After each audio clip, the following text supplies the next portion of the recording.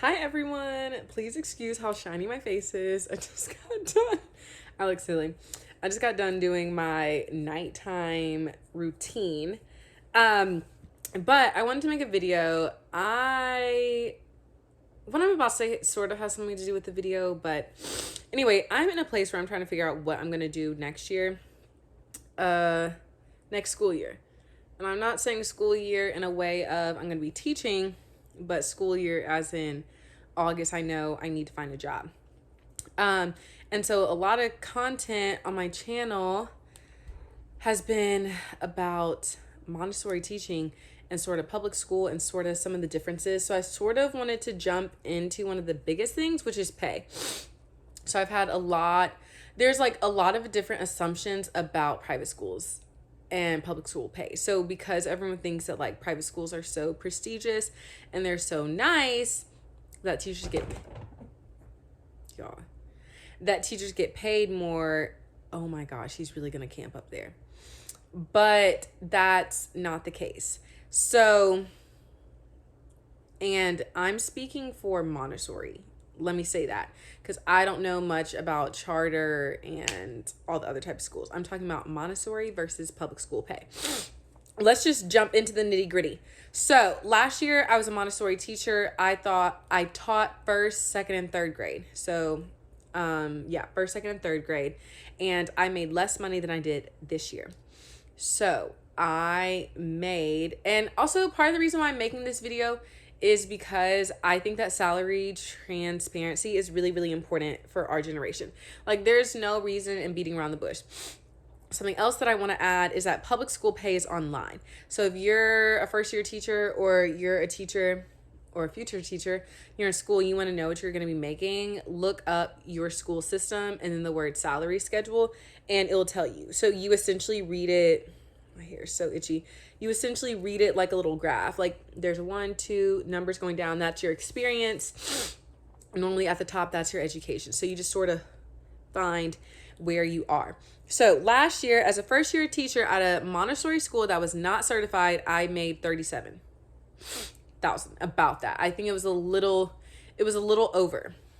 If I had the exact amount, I would tell you guys, but I honestly forget.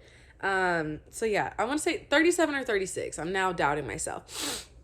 But that was me being first year. That was me not being graduated yet. So I taught while I was not graduated from UAB yet. So, and that was also me not being certified. So, just to put this out there, we're not really equally comparing this year at a public school and last year because it would have gone up if I had been graduated from UAB and if I had been Montessori certified. Okay, so I made 37 last year. This year at a public school, I am in my second year. So because I taught at Montessori school last year, I was able to count that as a year experience. So as someone that had 1 year's experience, no master's degree, I'm making 44, like a little bit over 44,000 a year. If you want to figure out how much that is monthly, you just divide it. So last year, I know this is going to sound weird because there's sort of like I'm really starting to doubt the 37. I'm pretty sure. I'm going to say 36 to be safe. I want to say it was 37. Anyway. Okay. So, about monthly last year, I made about 2,300. If y'all do that math, like y'all, teachers are underpaid. Excuse me. This year, I'm bringing home about 2,700 a month, and then I tutor, but that just ended. So when I would tutor, it would bump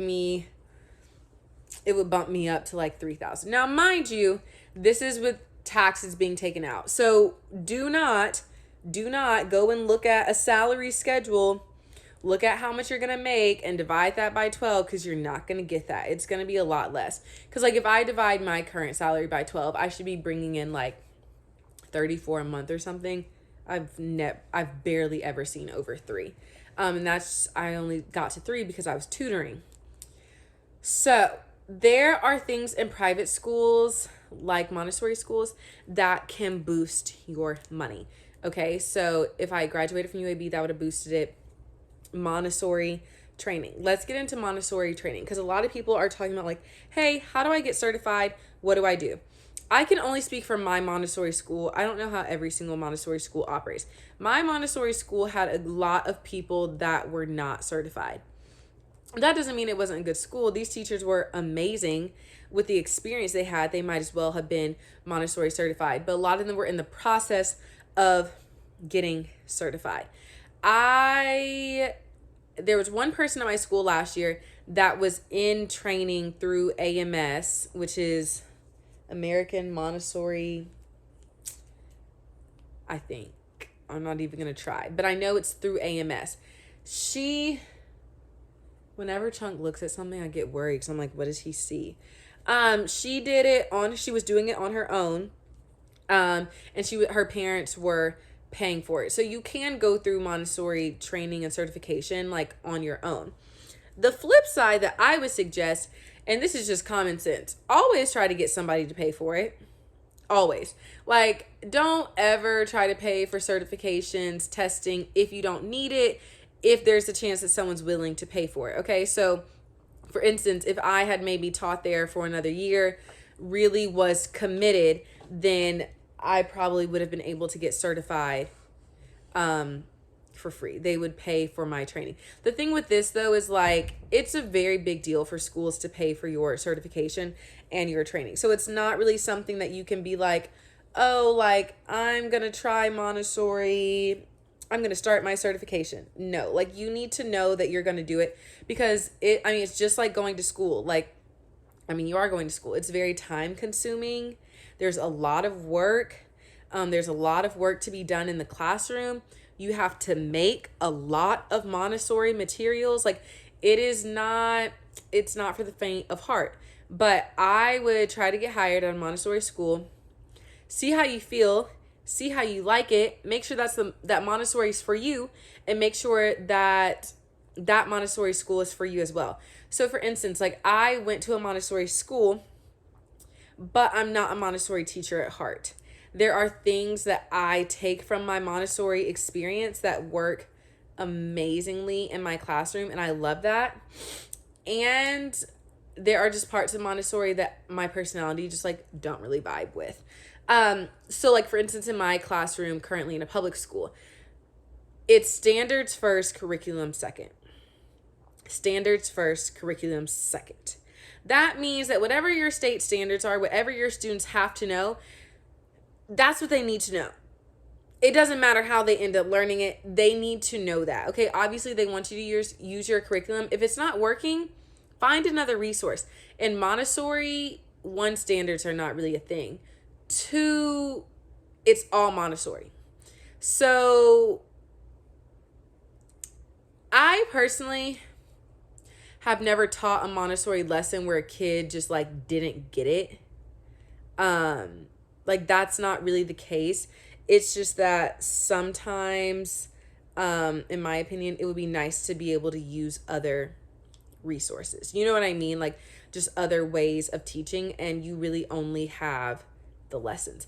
But also there's sometimes where my kids at a public school don't get it using the curriculum I have, and I have to refer back to Montessori because it is so hands-on, and that's what a lot of students need. What tangent was I getting off on? Okay, anyway, you just need to make sure that you want to be a Montessori teacher. Also, Montessori teaching involves a lot of co-teaching. So like my best friend Becca works in the Montessori preschool, and she works with 3 other co-teachers in elementary. And I don't know, this might not be the case for every Montessori school for this number, but co-teaching is a huge part of Montessori. I had a co-teacher, and then in upper elementary, there were 3 teachers. And that's probably just because it was a larger, you know what I mean? It's a huge class. So that's something to consider too. Like, are you someone that wants to work with someone that closely? Some people really love co-teaching. Like, honestly, it brings them more comfort. Some people are like, I just want to do everything on my own, don't really want a co-teacher. So that's something to take into consideration. Yeah. So with public school pay, let's jump to public school.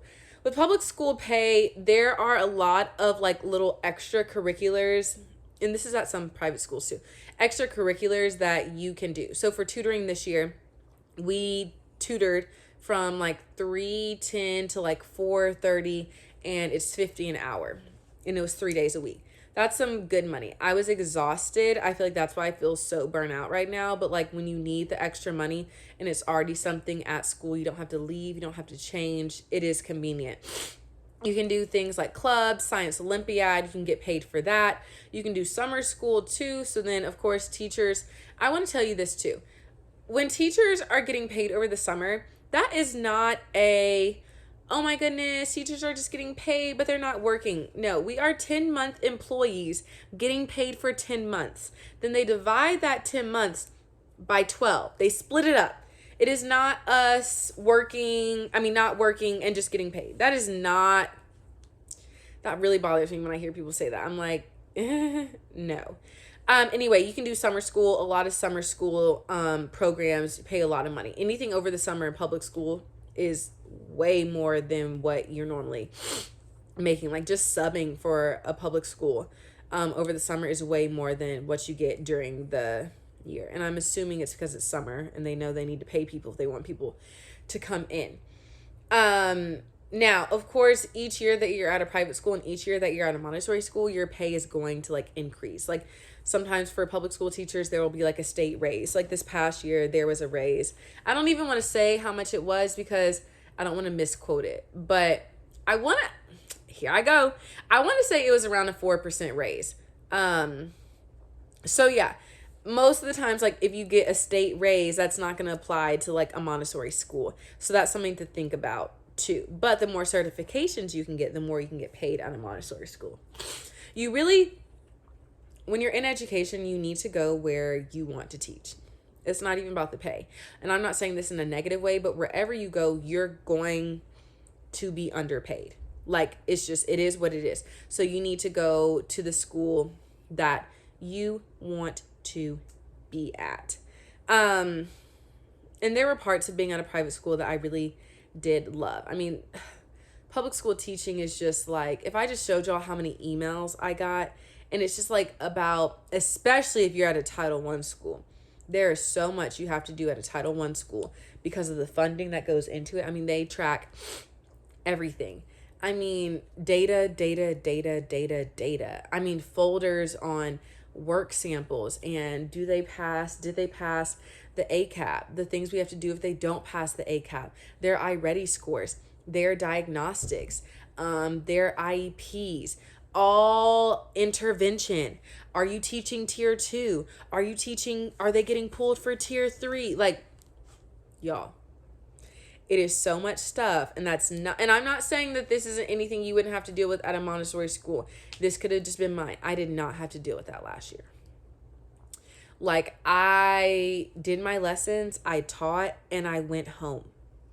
And because of the demographics of students I taught, I didn't have to carry it home. I didn't worry about them when I was home. Like, it was so different. Now, for my personal experience, I will forever love the school I taught at last year because I attended there as a student. It felt so just like nostalgic to be there. Like, I love that community. I loved the principal. The principal there was one of my elementary teachers, like favorite teacher of all time. I love that school with everything in me. That was not the place for me to work. You get what I'm saying? So even with everything going on this year, I am happier this year. So that's important to note as well. And teaching is just sort of one of those things where like you either need to have a spouse that's obviously going to help you financially, or you need to prepare to be doing some type of side hustle, which is why you see so many teachers on social media, because it's something easy. It's like they can talk about what they do during the day and make money. You see teachers being waitresses, bartenders. Like, it's not sustainable. Now, what you get out of it is precious. I mean, coming back to my students say, like, I didn't want to wake up. I didn't want to get out of bed. But like, once I was out, I was like so ready to see them. Like, I was really excited. And I love them. Like, I think about the end of the year and I'm happy that I get a break, but also like, I'm really, really sad because it's really, really rewarding.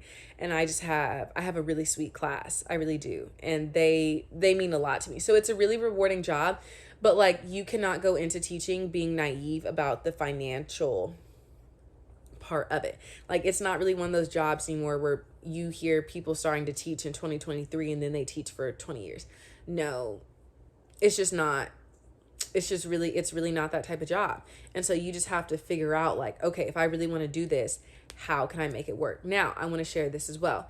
If you're a public school teacher, you getting your master's degree is the biggest pay raise you will ever get. So for me, if I went and got my master's degree and completed it, I would bump up to 54,000. Let me share this as well. I'm getting 27 a month right now because I had to sign up for a 13th check. Your 13th check, your first year of teaching, is to ensure that you get paid in August instead of September. Because if you don't sign up for a 13th check, your first check is not until September. Also, I think most of y'all probably watching this know this, but if you're a teacher, you get paid monthly, period. Point blank, period. So, okay, so the 27, so that means my salary this year, my 44,000 is divided by 13 instead of 12. So obviously that makes my monthly income smaller. Next year, if I were to teach again, it would be divided by 12 because I wouldn't need a 13th check. It would just continue to roll over. So that number would go up a little bit. So there's things like that to like take into consideration. But I just want to go over the financial part. I really want this to be a conversation. Like, if y'all have questions about certification, experiences this year, interacting with parents, students with IEPs, like data, ACAP, Montessori lessons, like, y'all let me know in the comments because I love talking about teaching. I do really, really love it. I'm really, really passionate about it. I don't see myself doing it next year, which is so ironic. It's really just for the financial part. It's just like not sustainable. Like, you pour your whole heart and soul into the job, and we're just not compensated enough. But if y'all have questions, please let me know. Like, comment, and hopefully I can make more videos to like address y'all's question, because I am in a unique position. Like, I taught last year Montessori, and I'm teaching public school this year. Also, I was a substitute teacher before too, so that was fun. That can really help you get your foot in the door and get some good experience. Also, if y'all have questions about like student teaching, placement, all that type of stuff, let me know. I did not do EdTPA. I'll have to tell y'all about my way to education because I'm on an emergency certification, but we can talk about that another time. So like I said, drop questions in the comments and hopefully we can talk more. Bye.